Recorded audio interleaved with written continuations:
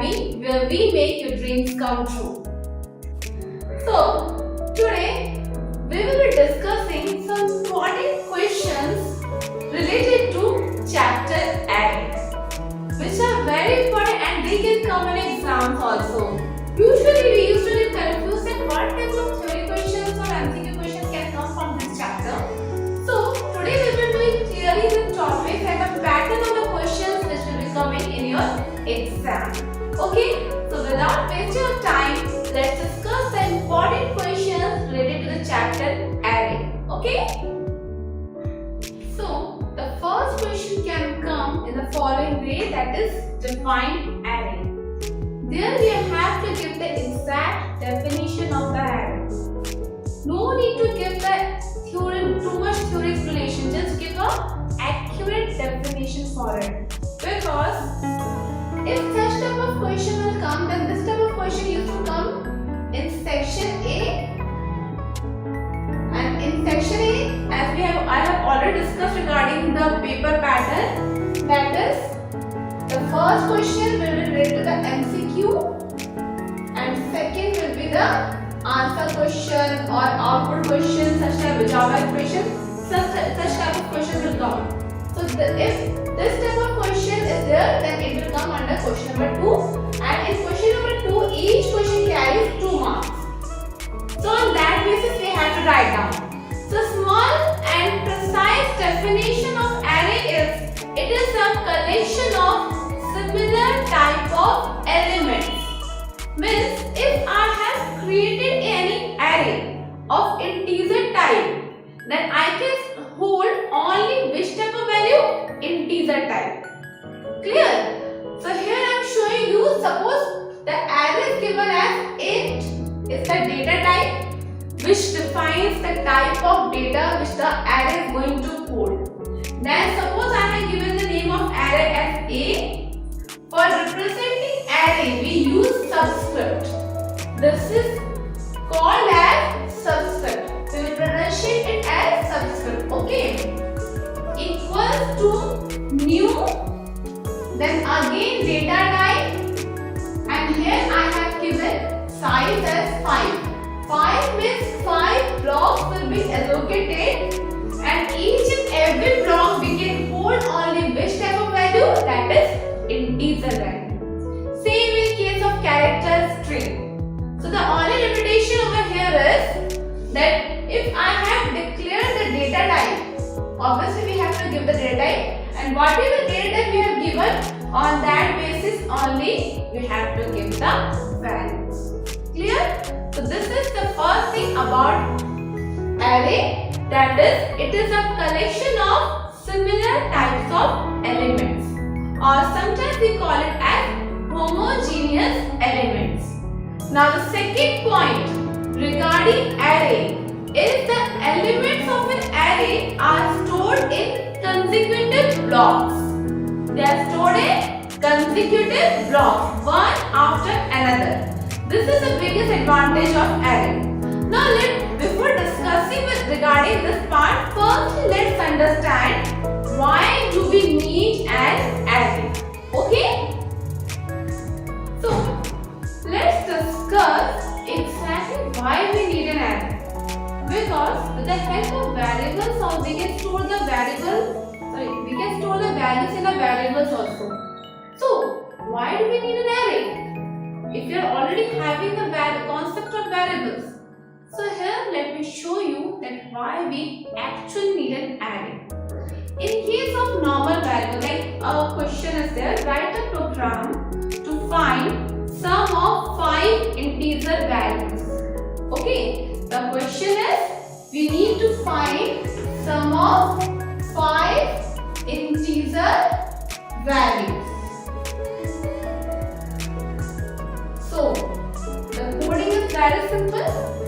Here, as I need to work upon 5 integer values, so what I will do over here, I will create 5 different variables. Why? Because a variable can hold one value at a time. If I am going to hold another value in that variable, then the previous will be deleted and then will be updated with the new one. But I want the present in that case, what I will do? I will create 5 different variables. Suppose I have created int a, comma b, comma c, comma d, comma e. These are the 5 different variables. Now, when this line will be executed, 5 different blocks will be created in the memory.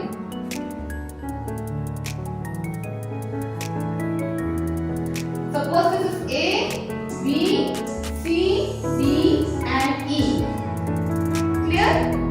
Size of int is 4 bytes. So each and every block will be occupying 4 bytes.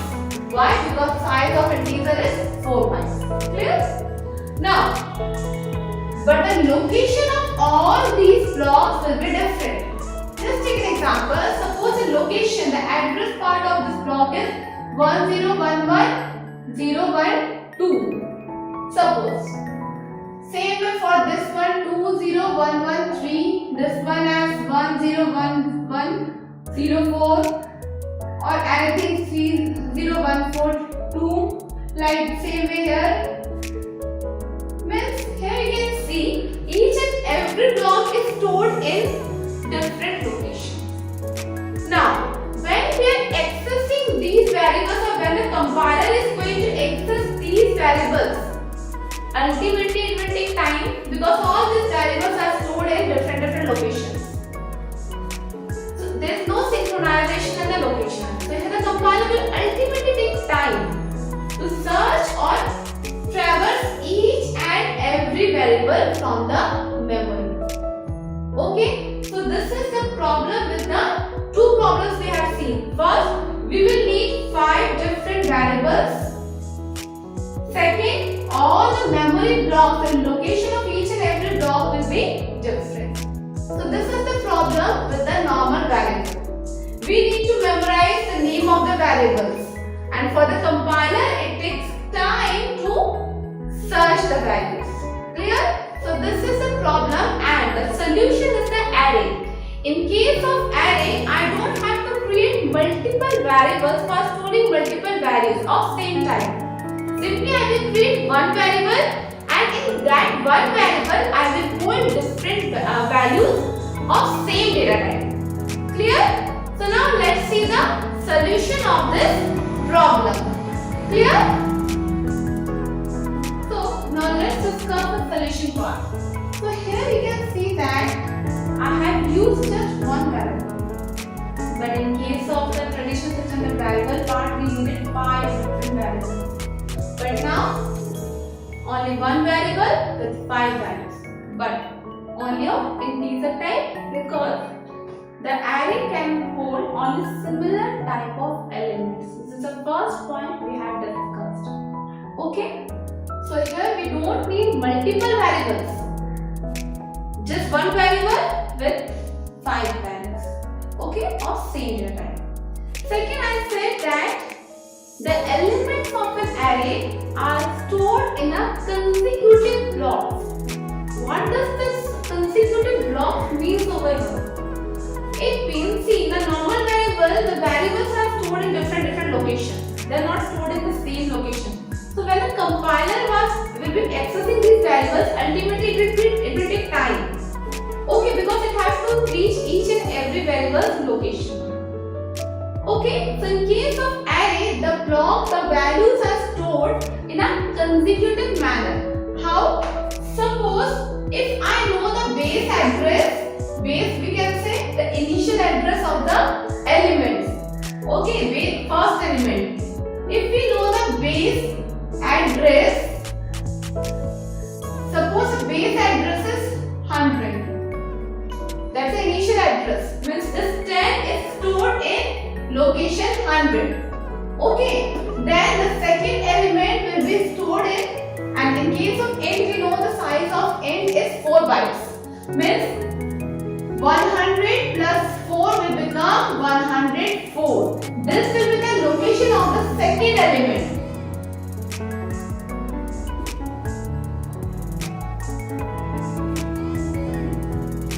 Same way, again we are having this location we got. This is already given. Then again plus 4 will become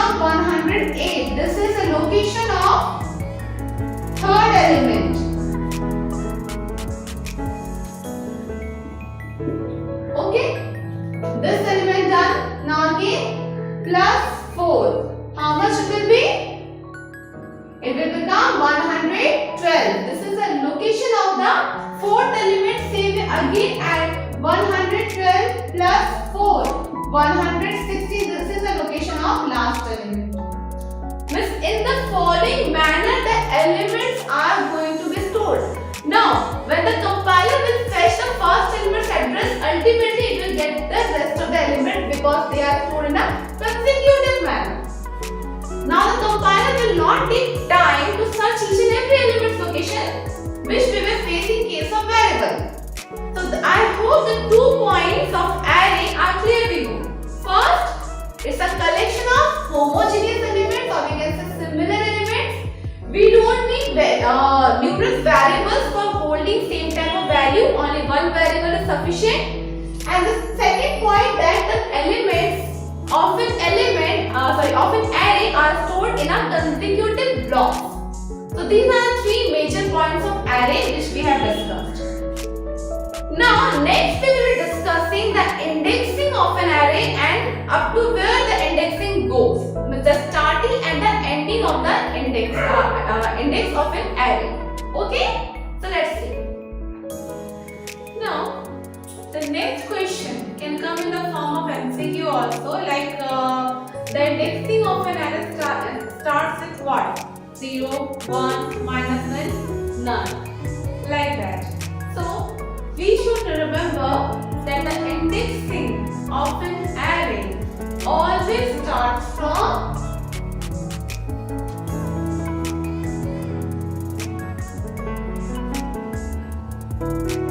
0. As a normal human being, we used to start counting from 0, but in case of array, the indexing will always start from 0. As it starts from 0, so ultimately it will end up to the size minus 1. When suppose the size of an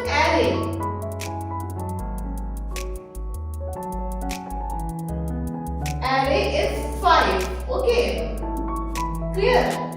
This is the size of the array. This 5 blocks will be allocated. 5 consecutive blocks will be allocated in the memory. And the indexing will start from 0. So suppose this is the indexing 0, 1, 2, 3, 4. Means the size of array is 5. This is the starting index.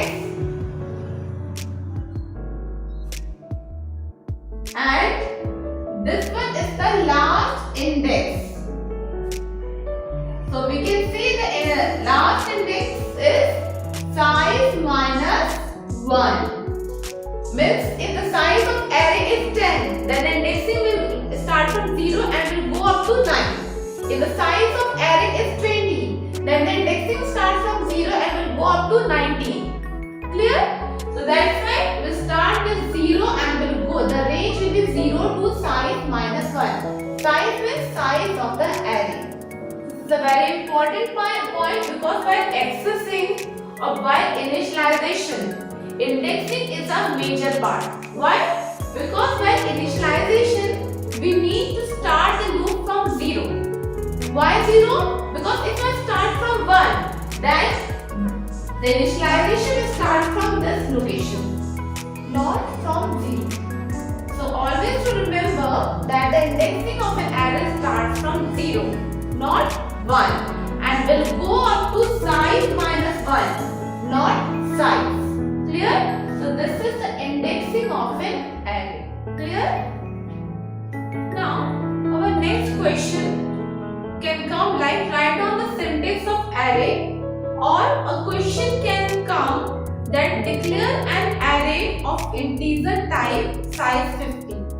So such type of questions can come in your exam. So for that, the first thing which we should know is the syntax of an array. Sometimes in MCQ also, they will give you a variety of options related to the syntax of array and you have to select the correct one.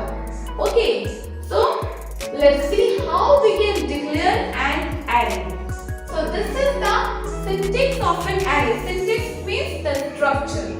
So firstly we need to specify the data type as per to the requirement. Next is array name. As it is an array, subscript becomes mandatory. Okay. Then new is the operator, or we can say the keyword used for allocating space for the object. Then again data type, then size of the array. This is the structure where we can say the syntax for the declaration of an array. Now here I have given a small example where I am declaring an integer type of array whose size is 5. So the question, the way of question will be declare an array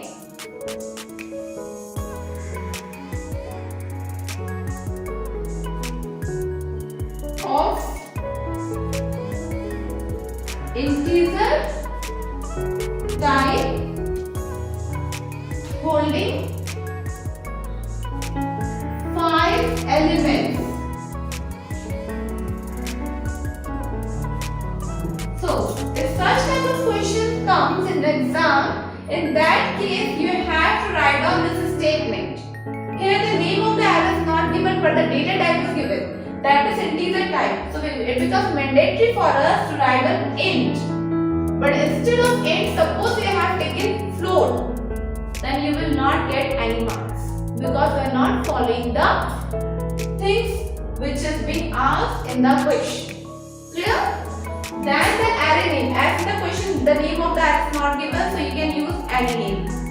By using the concept of naming conventions, we know the rules and regulations for naming conventions that we need to follow. Next is your subscripts are mandatory because it's an array. Then new operator. Then again data type. So here also int, here also it will be int only. Then it is properly written then how many elements it should hold? It should hold 5 elements. This is the size of the array. So we will write down 5. Now some question can be there like what will be the starting index? So the starting index will be, just now we have discussed, that is 0. What will be the last index? Last index will be size is 5. Starting from 0. So it will go up to size minus 1 means 5 minus 1, that is 4. So overall the range will be from 0 to 4 and this is going to be the structure. 0, 1, 2, 3, 4. So I hope the syntax of an array is clear. Same way you can create a decimal type of array. So instead of int, we will use double or float in both of the places. If a question comes that create declare an array for holding characters. So for holding characters, we will write down char.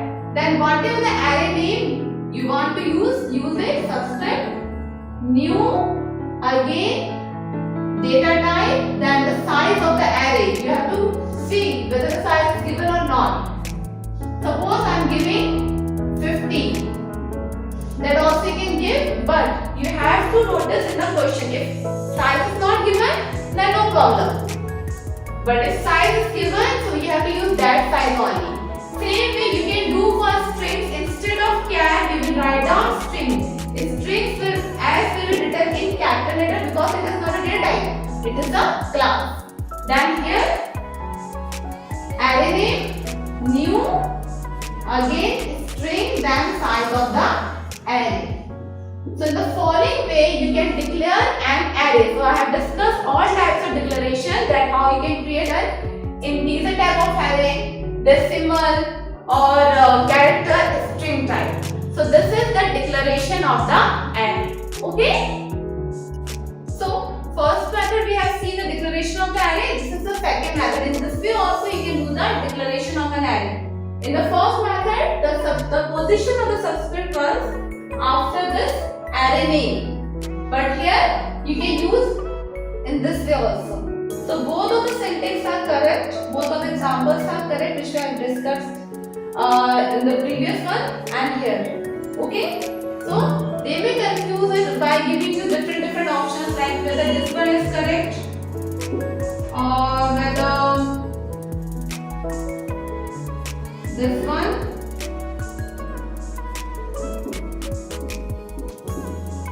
or they will give you such an option int a, then no subscript is given, then here they have given the subscript, then they can also write down a, then here itself they have given the size, and then int blank. Such type of options they can give you. So you have to choose the correct one among these options, and which is the correct way of declaring an array. So I hope both of the methods are clear to you. Now we will see that how we can find the length of an array. Now suppose the elements are stored. Now I need to find out the size of an array. Suppose the elements are given here int. Okay, let's write down as a question number 5 that how to find length of an array. Okay. Now the fifth question is that how we can find the length of the array. Suppose the elements are already stored in an array. Like I am creating one array and directly storing the value.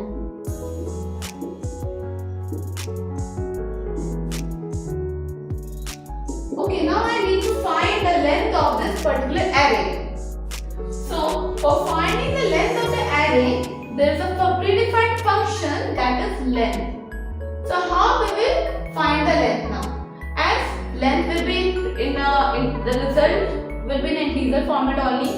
So, here first thing I am taking one variable int l.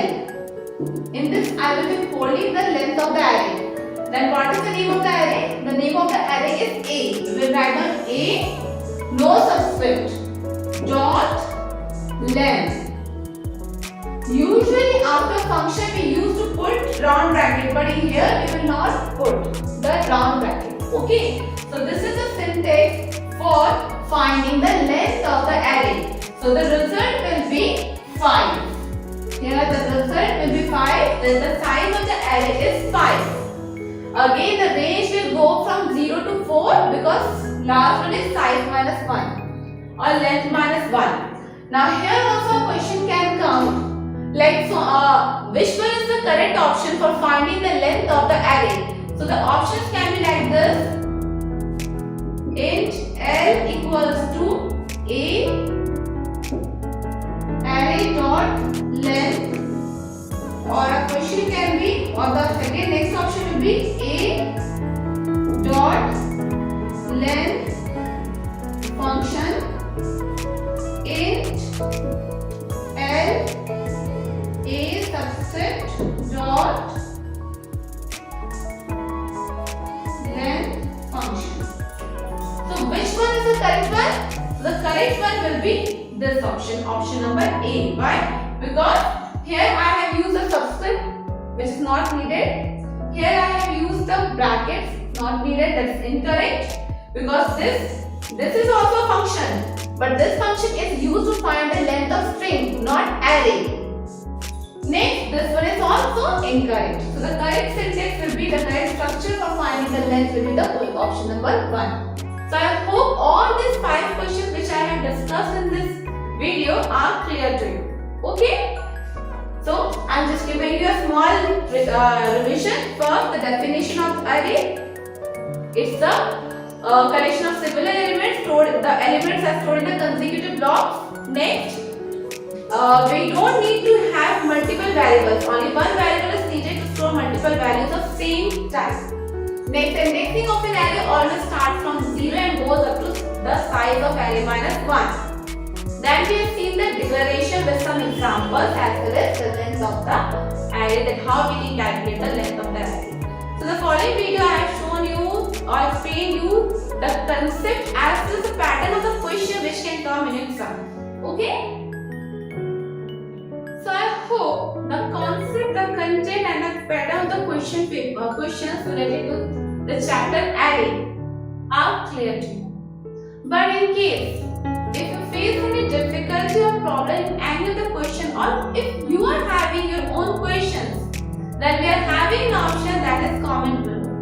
You are free to comment over there, and according to those comments, according to your questions, I will be preparing my next video. Okay? So if you like the video, then please do like, share and subscribe our YouTube channel. Thank you and bye bye. See you in the next class.